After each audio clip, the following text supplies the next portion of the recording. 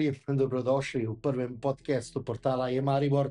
Desni mikrofon, kjer bomo v času volilnega leta 2026 gostili različne ljudi z področja politike. Danes, prav na začetku, ob sebi pozdravljam mladega politika z veliko izkušnjami, človeka, ki je kariero iz športa prenesel v politiko, in pozdravljam predsednika SDM, Luko Simoniča. Luka, lep pozdrav. Lep pozdrav, Mitja, lep pozdrav tudi tebi in vsem bralcem, gledalcem, ki gledajo ta podcast, in iskrena hvala za povabilo. Ja, hvala tudi tebi, da si se odzval. Sicer pa, če začneva tam na začetku, bil si uspešen športnik, rokometni vratar in, če se ne motim, si bil pri avstrijskem drugoligašu Grazu in potem kar naenkrat politika. Zakaj ta preskok iz športa potem na politiko? Ja, jaz sem, v bistvu to so bili zaključki, ko sem bil pri Grazu, jaz sem prvo igral za Celje Pivovarno Laško, v bistvu 5-kratni državni prvak, tudi občasni reprezentant, ampak potem prestop iz gimnazije, se pravi iz Kajuhove gimnazije, prve gimnazije Celje, sem potem prestopil v fakulteto, ekonomsko-poslovno fakulteto v Mariboru, in takrat me je začelo bolj zanimati malo več kot samo šport, se pravi od menedžerstva do ekonomskih stvari in potem tudi politika. Jaz sem v politiki že predeloval, ko sem bil v športu, je pa res, da ne tako aktivno na začetku, prvo spoznavaš stvari, spoznavaš ljudi, potem pa so se odprle možnosti in sem se jaz kot nekaterih mojih kolegov fejst aktivno angažirali v politiki in danes smo, kjer smo. Kdo te je v bistvu navdušen nad politiko? Si se sam iz kakšnih različnih televizijskih soočenj gledan ali kaj drugega? Ja, iskreno sem jaz sam, moja starša, noben niti ni bil nikoli politično aktiven, niti angažiran. Jaz sem imel vedno zgodovinski fanatik, jaz temu rečem, da sem rad spremljal knjige, rad prebiral, in medtem me je vedno zanimala bolj desna stran, ker sem se nekako poenotil z vrednotami, potem z samim pa tudi Slovensko demokratsko stranko in s predsednikom Janezom Janšo, ki je nekako dajal te vrednote, katere sem jih tudi sam skozi branje knjig, skozi neko spoznavanje zgodovinskega ozadja, tako Slovenije, Evrope kot sveta, prepoznal, da je to edina stranka, ki zagovarja take vrednote. Torej, zato ravno Slovenska demokratska stranka. Točno tako. Si pa sedaj tudi predsednik SDM, to je v bistvu največji desno-sredinski mladinski podmladek, politični. Povej mi, kako je biti na čelu take, lahko rečem, kar velike organizacije. Ja, moram popraviti, ne samo na desni sredini največji podmladek, mi smo največji podmladek nasploh v Sloveniji, daleč najmočnejši in tudi daleč največ rastemo. Jaz temu rečem, to je unikum na evropske razmere, zato ker starejše tradicionalne stranke, kot je naša v slovenskem političnem prostoru, predvsem vidimo zaton teh nekih vrednot, tudi OVP v Avstriji, potem imamo CDU v Nemčiji, to so stranke, ki počasi padejo, mi pa smo ravno uspeli te tradicionalne vrednote in vrednote, ki jih zagovarjamo, spodbuditi pri slovenski mladini, in mi smo recimo v enem letu dosegli več kot 1100 novih članov Slovenske demokratske mladine, in ravno to je cilj tega. Lahko približno veš, koliko članov sploh ima SDM? Ja, lahko točno, nekaj več kot 3000 članov, nekaj več, zdaj to vedno varira, ker ogromno novih članov prihaja, ampak mislim, da imamo nekaj več kot 3000 članov. Pri nas je zdaj do 33. leta, se pravi od 18. do 33. lahko pa tudi mlajši, 15 let naprej, če to tudi soglašajo starši. Tako da jaz vsem priporočam, da tudi če so vnuki... To tudi taki, ki so stari ki še niso polnoletni? So, pa kar nekaj je teh. Tu je največkrat tudi družinsko ozadje, ker so v družini že naši člani, pa se potem pridružijo, nekateri pa tudi ne. Ravno te so tisti, ki mislim, da so tudi zelo, zelo informirani v trenutnem političnem stanju, kar ne vidiš, pri srednji generaciji, tam jaz pravim od okoli 40 let, mlada generacija pa je politično izredno angažiran in tudi izredno pozna politične razmere. Jaz mislim, da je to ravno socialna omrežja, podcasti, Facebooki, TikToki, so ravno prinesli to, kar tradicionalni mediji, RTV, sploh tako niso navduševali nad politiko. Mislim, da tam je se načrtno delalo, da se politiko demolizira, da je to neka stvar, ki je slaba, ni brez veze se vključevati, ravno ta neki Instagram, TikTok pa je političnim strankam omogočil to, da se lahko propagirajo in predvsem tudi, da lahko na lažji način prepoznaš njihov program, kot pa brati nek zapis 20-25 strani. Nekako se mladim očita ta politična empatija. Ampak kako mlademu človeku razložiti, zakaj je dobro, da se vključi v politiko, zakaj je dobro, da podpira desno politično opcijo? Jaz pravim, prvo je fajn, da se vsak politik, mlad, se tudi začne ukvarjati z politiko. Ne glede, pustimo desno, levo, važno je, da se začne pogovarjati o temah, ki v bistvu so problem naše družbe in ostajajo problem naše družbe. Mladi se moramo politično angažirati, predvsem zaradi tega, ker nam manjka tudi število glasov in glasu na samih volitvah. Vse stranke gledajo, recimo, zakaj so vedno teme upokojencev na prvem mestu. Zakaj? Zato, ker je teh največ volivcev. In ko bo mladih vedno več na volitve, bo tudi mladinske teme prioriteta tako strank, kot potem tudi vlade. In zdaj je izreden pokazatelj, da so se mladi po dolgem času začeli angažirati politično in tudi odhajajo na volitve. Jaz ravno te ankete, recimo, ko smo imeli pri evtanaziji, se pravi pri prejšnjem referendumu, jaz se menim, zakaj so ankete kazale 60-40 ali pa 65-35, da referendum ne bo uspel. Zato, ker mladinskega volilnega telesa ankete ne zaznavajo. Ankete ne zaznavajo, kaj mladi mislijo. In ravno tu se pojavljajo ogromne vrzeli tudi v samih anketah. Sam pa sem ogromno izkušenj, ko smo tudi bili sedaj pri 2 referendumih na stojnicah, kjer smo ljudi nagovarjali, da ravno mladi so angažirali celotne družine. Zato, ker če mladi se odločijo, da neko temo podpirajo, da to zagovarjajo, potem reče, če pa mladi gre v to, potem pa gre cela družina. In to je izrednega pomena tudi v naslednjih volitvah. In ravno tudi svoboda in se pravi leva sredina ali pa levi ekstremizem, kakorkoli hočete temu imenovati, ravno grozi z tem.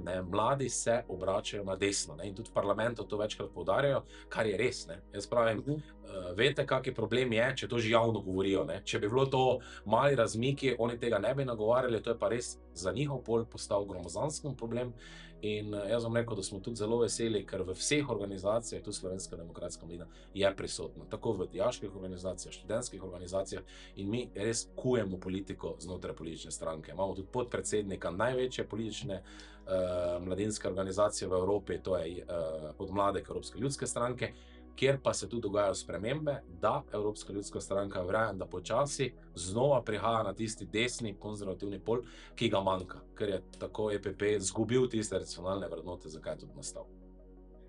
Povej mi, glede na to, da si lahko rečem vpet v politiko, kako v bistvu ocenjuješ trenutno delovanje Roberta Goloba, kaj je po tvojem mnenju njen največji problem, oziroma da te drugače vprašam, kaj je tisto, kar je vlada Roberta Goloba naredila dobro in kaj je tisto, kar je naredila slabo? Jaz mislim, da kot celotno vladanje Roberta Goloba bi lahko sprejelo neko mirno vladavino, ni nekih pretresov tako bi recimo pre COVID, finančne krize, moramo biti realni, 4 leta se ni bistveno nič kaj pretresljivega dogajalo, zato bi lahko bila ta vladavina mirna in bi lahko bila tudi izredno dobra za Slovence naprej, ampak Robert Golob je pokazal ravno obratno. Njegov ego, njegovi strici iz ozadja so prišli na plan. Ne more Zoran Janković, ki ga vodi srbska mafija, biti tisti, ki odloča o vsem v tej državi. Spomnite se začetka, gospod minister za zdravje Loredan, ki je bil opevan kot človek, ki bo končal korupcijo v zdravstvu, se je mogel upravičiti ravno človeku na tiskovni konferenci, ki je največji problem korupcije v Sloveniji, to je Zoran Janković. In take stvari so povzročile izredno slabo stanje v državi in katastrofalen mandat te vlade. Na koncu Levica si prisvaja neke uspehe, ki tu sploh niso, od stanovanjske problematike do dolgotrajne oskrbe. Tam bova še prišla, ja. Ampak to so neke teme, ker vsi vemo, da te teme niso, da so samo slabše v teh 4 letih. Čakalne vrste v zdravstvu se izredno povečujejo, zdravnikov ni, napad na zdravnike, od imenovanja dvoživk in tako naprej. In ogromno stvari se je zgodilo v tem mandatu, ki je predvsem pa slaba odzivnost, kar se tiče recimo romske problematike. Ta vlada je izredno uspešna v tem, kako PR-ovsko stvar zapeljati. Se pravi, spomnite se romske problematike. Izredno pereča tema tedni dni. Po tednu dni je zginjala. Kaj se je tam spremenilo? Nič. Od tega tako imenovanega pompoznega Šuterjevega zakona do realne realizacije ni prišlo. In problemi ostajajo, romsko nasilje ostaja, romski problemi ostajajo, za policaji ne stoji doben in tudi oni ne ukrepajo. in orožje ostaja v teh vaseh in nevarnost je enaka, kot je bila pred tem dogodkom. Niti storilca niso bili pripravljeni obsoditi, procesirati, niti se točno ne ve, kdo je zdaj ubil gospoda Šuterja, in to je največja krivica, tako za družino, kot za slovenski narod. Zagotovo, ja. No, ravno na našem portalu si lahko preberete, da so Dolenjci ponovno rekli, da če vlada jim ne bo prisluhnila, da bodo ponovno odšli na ulice. Sicer pa povej mi, kako lahko komentiraš ta velik, lahko rečem, odliv mladih, ki odhajajo v Sloveniji. Kdo v bistvu nosi politično odgovornost za to? Ja, vsekakor, to je bolj kompleksen problem, ne? Problem ostaja predvsem tam, zato ker mladi v Sloveniji ne dobivajo priložnosti. To se prizna predvsem v zdravstvenem sektorju pri zdravniku. Ne morete vi pričakovati, da človek, ki se šola 12 let, ne, se pravi za zraven specializacije, ne, ga nek Jaša Jenull kliče dvoživka, baraba, ne, in ohaja neko nezaupanje v zdravstveno stroko, ne. In ta stroka v Sloveniji odhaja. Zakaj? Zato ker prvo, ko prideš ti zdravniku, nastaja dvom, če ti on sploh hoče pomagati zaradi medijev in podobnih stvari, ko sem jih prej omenil, ne. In na drugi strani so izredne čakalne vrste, so pritiski in ljudje ne morejo več držati tempa. Jaz verjamem, da si vsak zdravnik v Sloveniji želi vsakemu pomagati, ampak on ne more delati čez 8 ur. Zato, ker ko se bo delal 10-12 ur, se dogajajo napake, in ko se zdravstvo zgodijo napake, je zgodba za zdravnika končana. In vsi vemo, da tudi za mene, če grem v bolnico, pa me zdravi zdravnik, ki je že predtem delal 10 ur, jaz rekel, čakaj malo, dajmo nekoga drugega, ne, ko ima še bolj trezno glavo, ne, in to je predvsem odliv mladih. Ogromno davkov na mlada podjetja, predvsem z IT tehnologije, ne. Mladi se ne odločijo ustvarjati podjetje in grejo v bolj udobno davčno okolje. Logično. Mi smo danes del sveta, kjer je v bistvu vsak možen konec ubit. Spravi, lahko greš v Ameriko, lahko greš v Nemčijo, lahko greš v Veliko Britanijo, Indijo, Kitajsko. In mi se moramo zavedati, mi tekmujemo na svetovnem trgu. Tega se Slovenija ne zaveda, ne. In mi na žalost dobivamo naš dober mlad kader, odhaja v tujino, prihaja pa kader iz Balkana. Pa so te davčne obremenitve za mlade sploh še vzdržne? Jaz mislim, da čisto iskreno, nekatere so, marsikje pa ne dodajo dodane vrednosti slovenski mladini, ne. In mladi se ne odločijo, rešči si vzamejo neko zaposlitev v javnem sektoru, čisto iskreno, ker podjetništvo ni atraktivno v Sloveniji, ni privlačno, ne. Jaz vedno rečem, neki startup v Sloveniji, tudi če ne uspe, mora biti neka podlaga, se nekaj naučiš in potem narediš neko uspešno zgodbo. Mi garažnih podjetij, ko se ta izraz, ne, nimamo, ne. Izredno malo je te zgodbe, ne. In to bi mogli mi spodbujati, ker mi imamo ogromno dobrih ljudi, ki tudi po svetu vidimo, da potem ustvarjajo uspešne zgodbe, v Sloveniji pa te ni. Jaz mislim, da naše šolstvo ni slabo, je izredno dobro, je pa res, da so ogromne anomalije, ne vem, če gledalci vejo ali pa bralci, ne. Mi financiramo zastonj študente Srbije, Bosne, Hrvaške, Makedonije, se pravi bivših republik Jugoslavije. Glejte, to ne gre, ne. Če smo mi tu Slovenci, ne, pa mi to delamo, plačujemo davke, ne, je logično, da je faks potem za nas. Poleg tega dajemo še denar v Veliko Kladušo za Ja, za obnovo vodovoda, ne. Ja, ne, in to je problem, ne. Moramo se zavedati, mi nismo dobrodelna ustanova za celi Balkan, ne. Jaz imam ogromno kolegov tudi iz te sfere, da ne bo pomote, ne, ampak čakajte malo, ne. Ne moremo enako študenta veljati Slovenca, ki je hodil v osnovno šolo, srednjo šolo, njegovi starši so plačevali davke, njegov deda je plačeval, v Sloveniji so že več kot 100 let, ima enake pogoje, kot pa nekdo, ki je danes prišel v to državo in v Sloveniji v dobrem faksu študira zastonj. In zaradi tega prihaja do problemov na naših univerzah in tako naprej, ne, in zaradi tega ogromno tujcev tudi prihaja sem, ker je to zastonj. In izobrazba je dosti boljša kot država bivše Jugoslavije. Če smo že pri vodovodu, kot se spomnim, nekateri občani Maribora, ki stanujejo v Gaju oziroma še višje, sploh vodovoda nimajo. Ja, definitivno, ne, to je problem marsikatere občine, ne, tudi mariborske, tudi tam, ko sam kandidiram, Pesnica, Šentilj, Kungota, ne, sploh v Kungoti za kanalizacijo, ne. Mi pa financiramo vodovod Veliki Kladuši, ne. Res je, da je župan na lokalnih volitvah podprl Zorana Jankovića za župana Ljubljane, ne, in tako sem rekel, ta srbska mafija oziroma Kapo di banda Zoran Janković odloča poteze te vlade in odloča poteze Roberta Goloba, kar se tudi vidi, ne. Tudi vidi se, ogromno se kažeta skupaj in to je nažalost veliki problem, ki ga v Sloveniji ne naslavljamo, ne. Veliki problem, ne. In tudi tožilstvo, ne, tisti znan prispevek iz Hrvaške, ne, kjer on pove, da dokler bo on glavni nasprotnik politike Janeza Janše, on nikoli v Sloveniji ne bo obsojen. In to je dejstvo. Če se vrnemo malo nazaj, pa ogledamo malo na šolstvo, se ti zdi, da je šolstvo mladim dovolj znanja za življenje naprej? Jaz mislim, da šola ima ogromni problem, zato ker, vi morate vedeti, šola je vzgojno-izobraževalna ustanova. Vzgojno se je iz tega elementa izvzel. Šola več ne vzgajajo mladi, ne? In to je največji problem. Zato prihaja tudi ogromno nasilje. Zdaj pred kratkim, mislim, da včeraj, je bilo tudi, da je z nožem en dijak srednje šole porezal eno izmed punc in do tega jaz, nažalost, se bojim, da bo tega še več. Zato, ker šola nima pravilnih elementov, da bi takšno nasilje lahko ustavilo. Moramo vedeti, večji problem so pa tudi integracije tujih skupin v osnovne šole. Zato mora biti obvezno pogoj znanje slovenskega jezika za vstop v šolski slovenski sistem. To mora biti pogoj, ki ga moraš izpolnjevati. Če tega pogoja ni, se mi izobraževanja in vzgajanja ne moremo na osnovni šolah iti. In ogromno je teh problemov. Spomnimo se Novega mesta, kjer je tudi župan povedal, ne, punčke stare 14-15 let rojevajo. Kje so te zdaj varuhi ženskih, varuhi človekovih pravic? Kje je tu 8. marec, da odreagira? Ne odreagira. Zato, ker to ni tema, to so leve volilci, ki jih oni nagovarjajo, da grejo na volitve in podprejo levo stran, da bo še naprej masno financirani in da bodo dobili denar. Kaj je problem tudi raznih nevladnih organizacij, različnih skupnosti? Ne opravljajo svojega dela. In to jim jaz lahko v faco povem, pa oprostite izrazu, ampak to je dejstvo, ne opravljajo svojega dela. Zato, ker oni vejo, da več bo teh problemov, bolj bo financirani strani države, ne. Vi morate plačati ljudi po učinku, ne po tem, koliko imate vi tam ljudi, ne.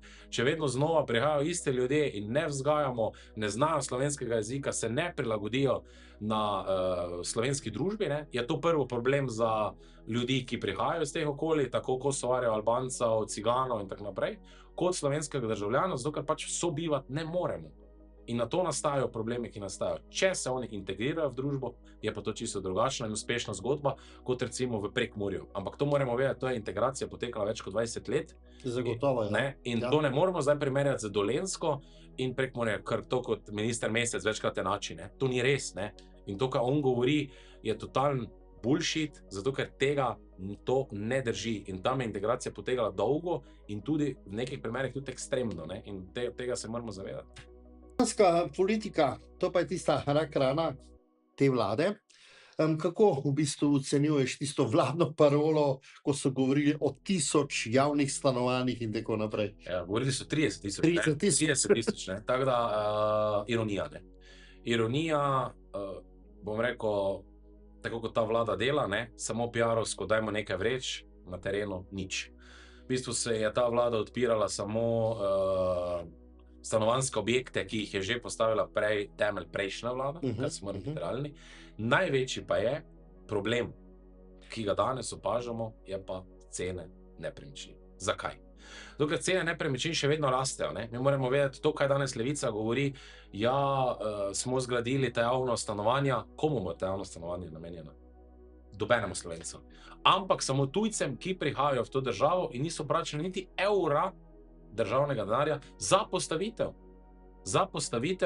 teh stanovanjskih objektov. To je prvi problem. Drugi problem je, da javna stanovanja ne spadajo v trg nepremičnin. In kaj se dogaja? Na trgu nepremičnine cene še vedno rastejo in v bistvu dosegajo nebo. Drugi problem, ki pa ga ima Ljubljana, je pa denar, kapital, srbski kapital, ki prihaja v Ljubljano. Tam cene nepremičnin, zato pa so cene nepremičnin večje v Ljubljani kot na Dunaju, po katerem evropskem mestu. Zato, ker Zoran Janković in njegova falanga tam izrazito skriva denar in ga po domače povedano obrača. In ko vi pridete na nepremičninski trg, če ga danes pogledate, to so cene od 400 tisoč evrov do pol milijona za neko primerno stanovanje v Ljubljani. Pazite zdaj, procent? Okoli 80-90% se kupuje na cash. Zdaj mi povejte, kateri študent mladi ima 500 000 evrov v kuverti ali pa doma pripravljeno, da plača. Se pravi, vemo, kam ta stanovanja grejo, vemo, v katere roke grejo.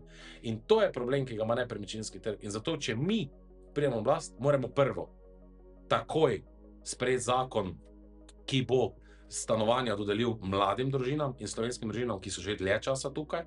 Moramo spremeniti pogoje, ki bodo določale, kdo bo ta stanovanja dobil.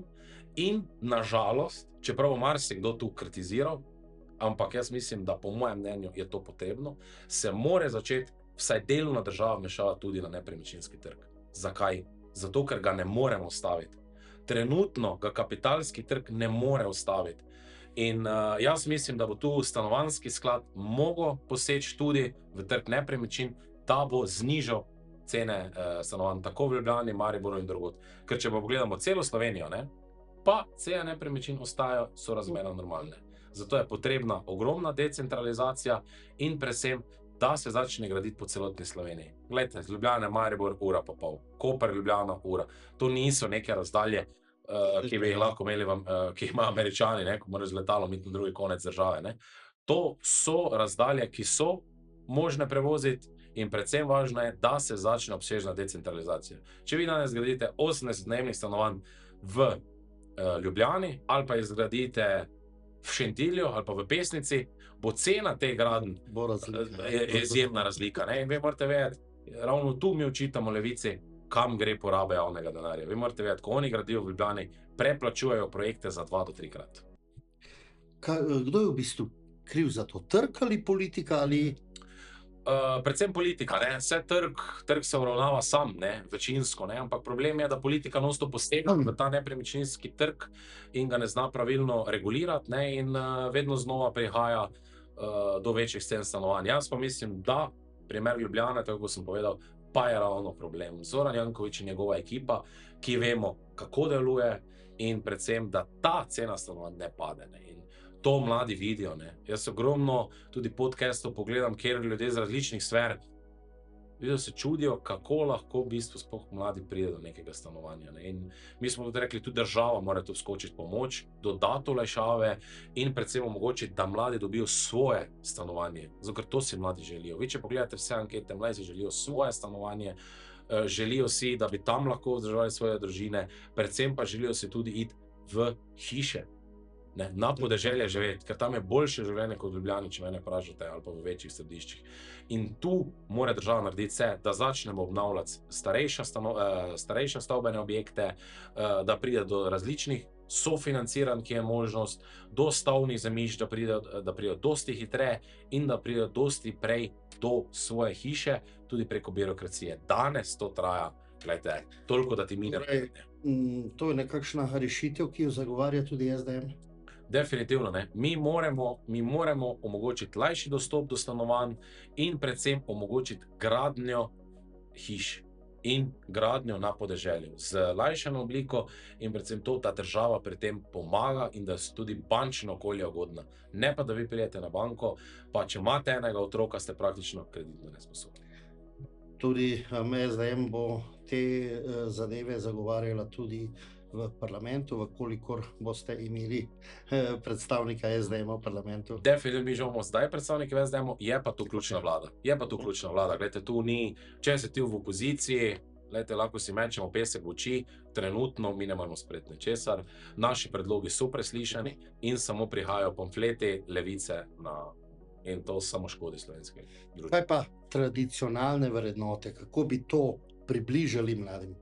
Jaz mislim, da ravno to je tudi, ko smo na začetku govorili, ravno to je tudi vidik, katerega predvsem mladi razumejo in so se pripravljeni z njega boriti. Ponos, slovenski ponos, da smo Slovenci, to nam izredno manjka, ampak jaz vidim upanje in pri mladi generaciji se to prikazuje. Predvsem pa so tu vrednote, ki bomo tudi mi zagovarjali, anti-LGTB. Zakaj? Zato, ker ne more se zgoditi, da vrtcev v osnovnih šolah ta ideologija zajeda mlade in je tam prisotna. Glejte, mene iskreno ne moti. Karkoli je kdo doma, naj bo doma. Ampak ideologija ne more biti v vrtcih in osnovnih šolah. zato ker tam mlade samo zmede, najmladi odrastejo, najmladi pa se potem odločijo, kako in kaj naprej. Lejte, in to je ta, recimo, Legibitra, ki je tudi ustanovil zdajšnji minister, gospod Maljevec, ki je prisotna tako v vrtcih, osnovnih šolah, srednjih šolah. Lejte, to nima kaj tam iskati. Ta ideologija nima kaj tam iskati, naj se mladi izobražujejo, ne pa da se jih ideološko napada za temi temami. Ne? In to je treba izredno poudariti. Mlade je treba zaščititi, otroke je treba zaščititi in to vsekakor ni model, ki ga danes prikazuje ta vlada. Ne? Ker to, kam peljemo to družbo danes, je katastrofa. Ne? Je katastrofa. Ne? In to je treba predvsem tudi dati kot prvo temo in prioritetno temo, da se to ukine. To nima kaj delati. Mogoče tudi poudarek na slovenskih vrednotah, na slovenskem jeziku, na ponosu, da se ob praznikih izobesi zastava in podobno. Vsekakor, tudi slovenska kultura, ne? Ampak tu se zbujamo. Ne? Tudi zdaj pred kratkim na Prešernovem trgu, ko so v bistvu harmonikaši dali tista kontra Zoranu Jankoviću, ne, in trubačom. Ne? In jaz sem tu doživel ogromno mladih in to je tisti duh slovenstva, ki se počasi prebuja. Predvsem pri mladih. Ko sem sam bil na tem trgu, jaz mislim, da 3/4 je bilo mladih, ki so prišli pokazati, da je slovenska kultura, slovenska glasba izrednega pomena in to je treba negovati. Kaj pa danes neguje Levica? Pred 3-4 dnevi smo dobili javni zavod za sodobni ples. Lepo vas prosim, kam to gre? Kam mi to družbo peljemo? V Mariboru, mladinski kulturni center, drag queen show, kjer se moški oblačijo v ženske in tam plešajo in izvajajo kakrkoli aktivnosti. Kam to vodi mladinsko družbo? Lepo vas prosim. No. In to je financirano iz javnega denarja. Ne? In temu je treba dati kontra in temu narediti nek učinek. Ne? Pa sedaj vam midva takole ob zaključku najnega podcasta malo posvetiti še tvoji politični poti. Pred 3 leti in pol, no, nekako zdaj bo 4 leta, si kandidiral že za poslanca v Državnem zboru. Takrat ti ni prav veliko manjkalo, se boš tudi letos potegoval. Ja, vsekakor, ne prejšnjič, če spravim, da je bila dobra izkušnja, smo šli v to bitko. Res je malo zmanjkalo par glasov, da bi prestopil tisti prag parlamenta. Zdaj se ponovno podajam bitko, predvsem v drugem volilnem okraju, to je Šentilj, Pesnica, Kunka. 8. volilni kraj. Točno tako, ne, in predvsem tam probam zastopati ljudi in to, kar je najbolj pomembno, da denar z Ljubljane spravimo v naš okoliš. To izredno manjka, tudi vsakega župana, ko vprašamo, mi rabimo denar z Ljubljane. Glejte, ne moremo si mi privoščiti na Štajerskem, da ni za kanalizacije, da ni za vodovod. V Šentilju, v Pesnici, spomnite se, ogromni plazi, ki še danes niso sanirani. Dobenega ne zanima na vladi, kaj se tu dogaja. In bom rekel tudi primer, kaj je rekla ena od ministric, te aktualne vlade, Alenka Bratušek, za eno sanacijo ceste, pa kaj vi veste, da cesta v Kungoti mene stane isto kot cesta v Ljubljani. Kaj te mislite, da ste vi? In taki odnos Ljubljane do našega podeželja je zaničevalen. In mi postajamo drugorazredni državljani. In jaz se želim predvsem, da je štajerski glas in ljudje na Štajerskem, da so slišani in da začnemo reševati njihove probleme. Ker to je tisto zdravo jedro slovenske družbe in to je tisto, kar bo krepilo tako kmetijstvo, ki je totalno zanemarjeno pod to vlado, do trenutnega sprejetja Mercosurja. To je katastrofa za slovensko podeželje. Ne? In slovensko podeželje rabi glas in glas, ki bo slišan v Ljubljani, da bo znal pripeljati dodatni denar in predvsem to, da bojo teme, lokalne teme slišane tudi v državi. Predvsem tisto zavzemanje lokalnega prebivalstva, da se to prenese na državo in da je tvoj glas tudi slišan. Sicer pa za naše bralce in gledalce našega portala lahko poveva, da se v Šentilju pripravlja en, ko rečem, velik dogodek. Ja, definitivno. Jaz pravim, da v Šentilj 20. januarja ob 6. uri, to je torek, prihaja bodoči premier vlade in ravno tu bomo dokazali to, da je glas lokalnega prebivalstva slišan v bistvu pri prvem človeku, jaz upam, da naslednje vlade, in to je cilj, ki ga mi želimo doseči. Da je koalicija z volivci, ker to je prava koalicija z volivci, da smo na terenu in da tudi najpomembnejši dejavniki naše družbe, tako minister kot premier, slišijo naše probleme. In to je cilj, ki ga želimo tudi v Šentilju doseči, da pride čim več ljudi, tudi če niso del naše stranke ali pa mogoče tudi naši podporniki naj pridejo, naj se sami prepričajo, naj sami povejo tudi problem. Zagotovo, torej lahko še enkrat povabiva vse naše bralce in pa gledalce tega podcasta, da pridejo v Šentilj, torej 20. januarja ob 18. uri v Kulturnem domu v Šentilj. Ja, v Kulturno-prosvetni dom Vlada Pipana v Šentilj 20. januarja ob 18:00. Super. Za konec pa še to, kaj Luka dela takrat, ko ni v politiki. Puha. Ne, jaz na športu se ogovarjam, puham se mi malo vidi, ne, tako da predvsem to, no, je pa zdaj, jaz sem rekel, da zdaj do 22. marca bo ogromno stvari na terenu, tako da doma me pomalo, ne. Boš dal tudi te kile potem dol, ker Ja. terena je... Ne, vi imate pri NBA-ju, ko se začne malo iz športa, da potegnemo, grejo malo več mase, ko se začne potem tisti glavni finalni del, da lahko zdržijo. Jaz pravim, mi do 22. marca moramo zdržati, mi bomo tudi kot Slovenska demokratska mladina obiskali vsak slovenski kraj, ker si želimo podariti, kako sem že prej povedal, koalicijo z volivci. In koalicija z volivci je samo na terenu, v vsaki slovenski občini, da se nobene sliši. Da se vsakega človeka sliši in da je vsak glas prepoznan. In mi ga bomo zagovarjali v državnem zboru in predvsem bomo reševali stvari, ki danes ta vlada ni sposobna rešiti. SDM ima že sedaj v parlamentu, pa tudi v Evropskem parlamentu svoje kandidate oziroma kandidatko. Tako predstavnike, koliko misliš, da bo zdaj po naslednjih volitvah tudi predstavnikov SDM-a v parlamentu? Jaz pravim, najbolj pomembno je, naši predstavniki bojo, da bomo to številko povečali.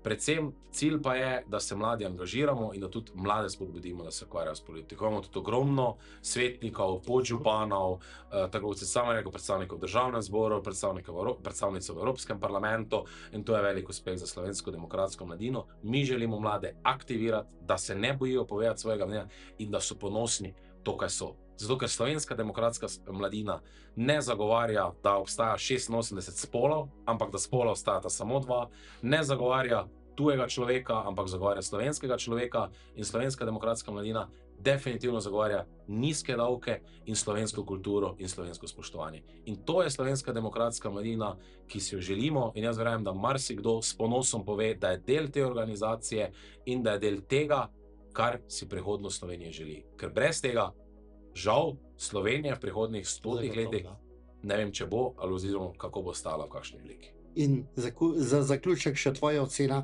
kaj pričakuješ po 22. marcu? Jaz pričakujem, da nas čaka ogromno dela, ker je ta vlada pustila katastrofalno stanje in meni morajo reči večkrat doma, zdaj boste do 22. delali ko nori, pa zdaj bomo pa doma, ne, pol se bo začelo delati. In jaz pravim, do 22. si moramo vse narediti, da bomo lahko začeli delati in vrnili slovenskemu narodu, kaj od nas pričakuje.